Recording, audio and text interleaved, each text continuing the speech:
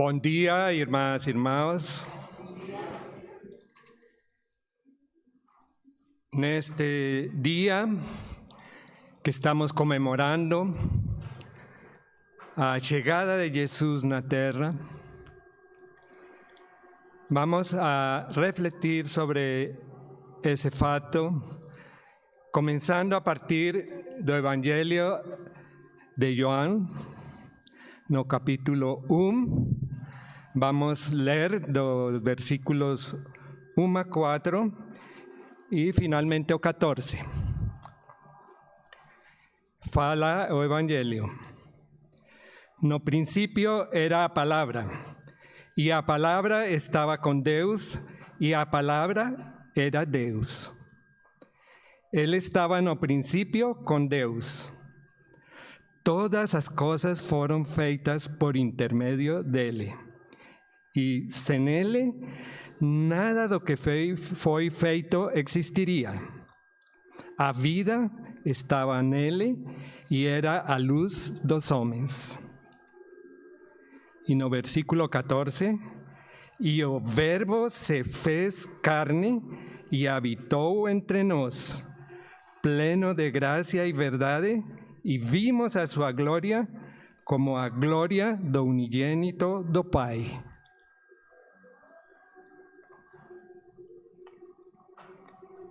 Jesus é a palavra de Deus.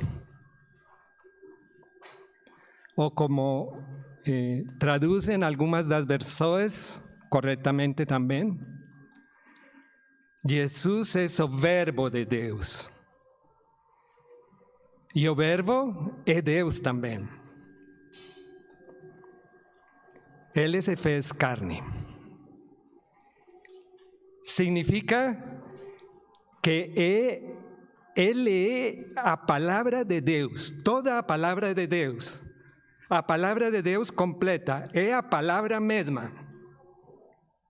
A Bíblia é a palavra de Deus, mas a Bíblia não é Deus. A Bíblia é palavra de Deus inspirada por Deus. E nos deu Deus para entender principalmente o que Cristo significa para nós. Ele é Deus, é a palavra mesma. Toda a Escritura, por isso, fala de Cristo. Ouvimos agora um texto de Isaías que fala exatamente de Cristo. Até menciona a Galileia, onde ele foi concebido, onde o anjo anunció a María que nacería Jesús y donde moró Jesús a mayor parte de su vida. Por eso en Jerusalén nos llamaban o Galileo. Y él fue anunciado por Isaías que estaría en Galilea, como vimos.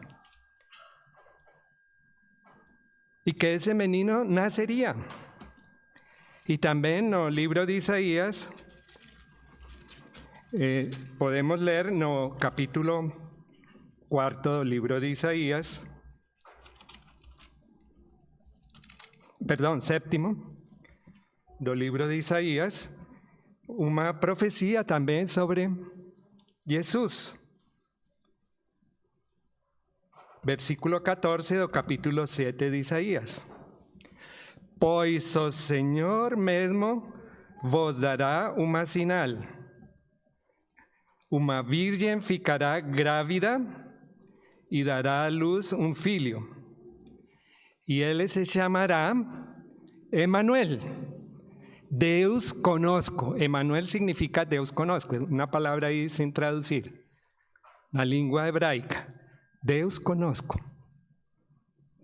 Como acabamos de ouvir no Evangelho de João, Jesus Cristo é Deus conosco. Emanuel, Deus conosco.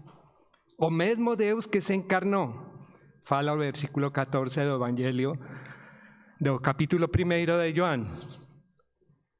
Jesus é Deus, é a palavra de Deus, o Verbo, a palavra viva e eficaz de Deus. E toda a Escritura fala dele. Por eso, cuando iba con los discípulos de Emaús, que estaban desconcertados, tristes, angustiados, deprimidos, peor que cualquiera de los deprimidos que está ahora en la pandemia, porque Jesús fue crucificado. Y no, Evangelio de Lucas, capítulo 24, versículo 26, Jesús fala para eles: ¿acaso o Cristo no tenía que sufrir esas cosas para entrar en su gloria?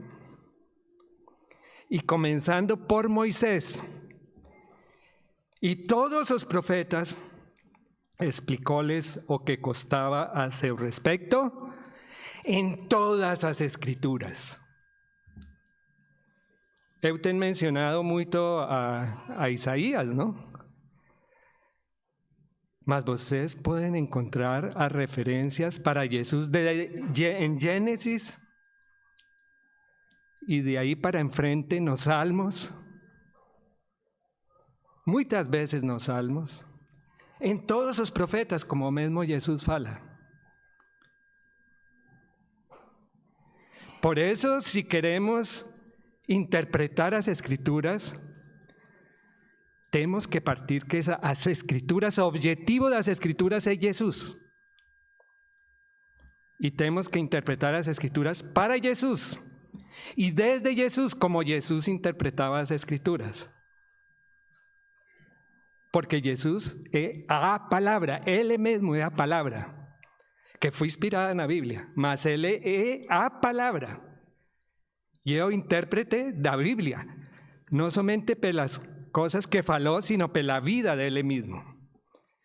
Y podemos comenzar a interpretar a partir de lo que aconteció con su propia vida. Y hoy estamos conmemorando su nacimiento. Algunos cristianos acham que no se debe conmemorar el nacimiento de Jesús. Se discutía, ainda se discute si es bíblico conmemorar o Natal. Si está bien que los cristianos conmemoremos o Natal. Y este debate ha sido tan fuerte que en el século XVII los cristianos puritanos que habían sido perseguidos en Inglaterra tomaron el poder en Inglaterra, en la revolución de Cromwell. Y decidieron que no se conmemoraba o Natal. Y en la ciudad de Boston, que les tenían un gobierno muy fuerte, autoritario, los cristianos puritanos, prohibieron conmemorar o Natal. La gente podía ir presa si conmemoraba o Natal. ¿Y quién decidió eso? Los cristianos. Sorpresa. Acho que ustedes no sabían. Y incluso en esa ciudad persiguieron cristianos que no pensaban como él, no solamente en esto, sino que a los cuáqueros los enforcaban. Mas conmemorar o Natal es totalmente bíblico, porque la Biblia conmemora a Jesús de comienzo hasta fin. Más explícitamente, en el Evangelio de Lucas, capítulo 2, vemos a conmemoración do Natal. ¿Quién conmemoró? O que cantó muy lindo nuestro equipo de louvor antes de eu falar. Los anjos aparecieron no seu de aquí, no segundo seu que llama a Biblia, es decir, donde vemos las estrellas, aparecieron los anjos, aparecieron a cantar o que ellos cantaron. Gloria a Dios en las alturas. ¿Y para qué cantaban ellos? Para los pastores que estaban de plantón no ar libre, na noite. No foron a proclamar no governo, na elite da cidade de Jerusalém, nem sequer do povoado de Belém. Não, foram a anunciar a boa notícia do nascimento de Jesus aos pastores que estavam de plantão. Y parabenizaron a los pastores porque dijeron que era una buena noticia para los hombres que están con la boa vontade de Deus. Boa noticia para vocês. Os anjos cantaron para vocês también, porque vocês son los hombres de boa vontade que siguen a vontade de Deus. Y para nós es una grande noticia. Y conmemoramos. Y los anjos conmemoraron. Si el equipo de louvor cantó bonito, ¿cómo cantarían los anjos? ¿Qué espectáculo de louvor hallaron los anjos? Hallaron los pastores. Grandioso debió ser. Unos pastores. No tuvieron que pagar ingresos. Y los anjos afirmaron que Jesús estaba en una manjedoura. En una manjedoura. Encontrarán un menino en una manjedoura. Y los pastores tuvieron fe. Acreditaron que el rey estaba en una manjedoura. Que el Salvador estaba en una manjedoura. Y fueron y adoraron, dice el Evangelio de Lucas. Eu gostaria... Hoy vamos a dar o tempo para o coral, mas que vocês leiam esse capítulo de Lucas, que é formoso. Mas no Evangelho de Mateus há outra história. Os magos, que não eram reis, eram magos. Magos era uma tribo da Pérsia, que eram como sacerdotes do Império Persa, da religião de Persia.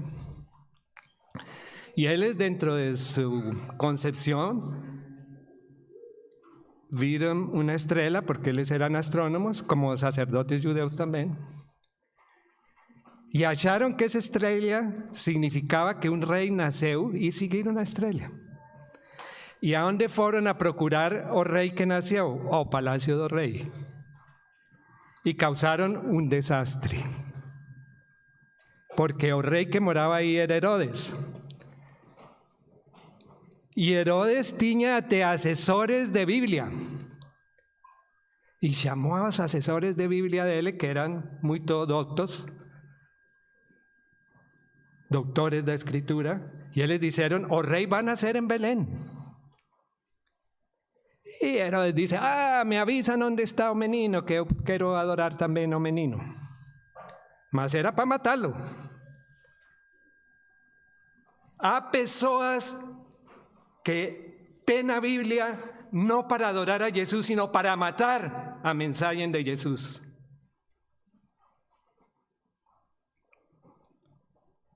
Há pessoas que manipulan a Biblia, mas para nós a Biblia é Jesús, é vida, é luz. ¿Y dónde vamos a procurar a Jesús? ¿Nos palacios como los magos que pisaron a bola?